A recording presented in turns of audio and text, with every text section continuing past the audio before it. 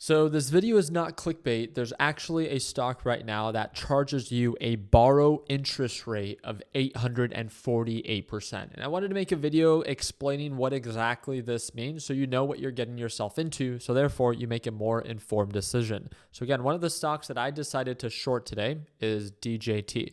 I let my LPP team know that it was my entire trade plan. So I actually created it. Well, let me go ahead and pull it up right on over here. So it was one of the trades that I took early on today, and I shared with them my entire trade plan, where I shared with them my desired entry point, my desired exit, my desired stop loss, my risk to reward ratio, how many shares I plan to do it with, and then my potential profit, right? So all said and done, walked away. It didn't go according to plan, exactly according to plan, but it was $15,000, $865 that I made today. I did it with a decent amount of size. So again, on these pullbacks, although it gapped up very quickly, on these pullbacks, I was able to capitalize on it pretty well. This happens with a very volatile stock such as this.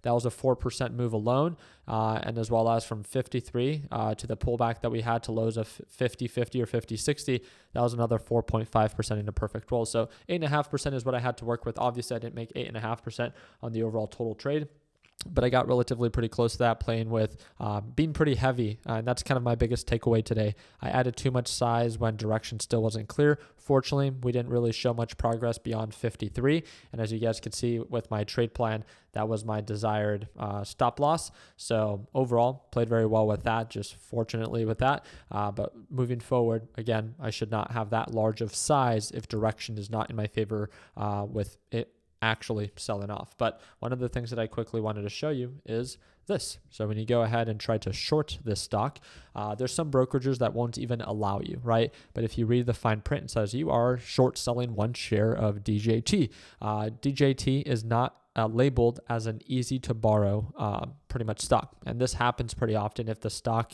is either being heavily shorted or it's not an easy to borrow stock. Some brokerages just won't even allow you to short it. Webull has been very giving, and they do allow you, but they make it very clear. And that's the thing that I kind of appreciate about them. It's like they're not trying to be sly with, let's not tell them about the 848% borrow fee rate that they're going to experience.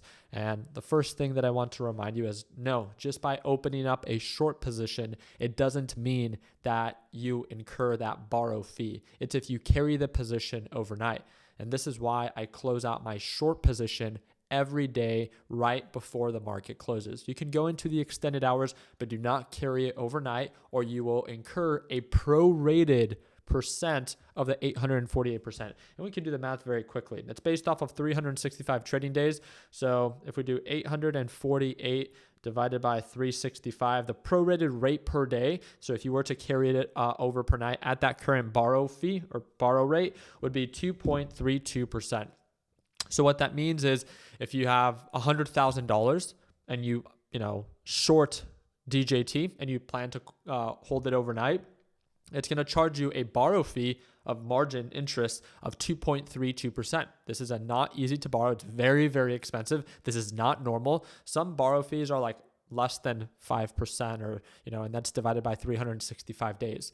This is 848%. So this is why it's super, super important to be selective and to be aware of the fees that you incur when you're about to short something that can cost you so much more than what you understand that you're getting yourself into, right? 2.3%. So if you hold it for 2 days, then it's twice that. If you hold it for 3 days, it's 3 times that. And now you're just digging yourself into a deeper hole, especially when it comes down to shorting. This is why you want to be very calculated. And if you're not someone that's the best at risk management, then maybe shorting just isn't the best thing or the thing that you should be exploring right now, especially with a very expensive borrow rate like this. But there are stocks that also don't have very expensive borrow rates. Like if I go to, I can go to like QQQ, right? It's a NASDAQ ETF.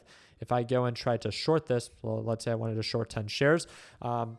It's not a hard ETF to, short. Therefore, it might not even have a borrow rate because it's an easy stock to short. So that's something that, again, you might want to look into based off of your brokerage. You can reach out to them and ask them, hey, the stock that I trade very often, is there a borrow fee by carrying that short position overnight? Normally there is, especially if you carry that position overnight, but I just wanted to make sure that you guys were all aware of what exactly this means. Also, some people were like, wait, does this mean that I need to pay 848% just by day trading for the day, or 848% even if I just hold it for one day? It's prorated, right? So whatever the rate is, you divide it by 365 days because that's how many calendar days there are in a year, and that's how it normally gets prorated.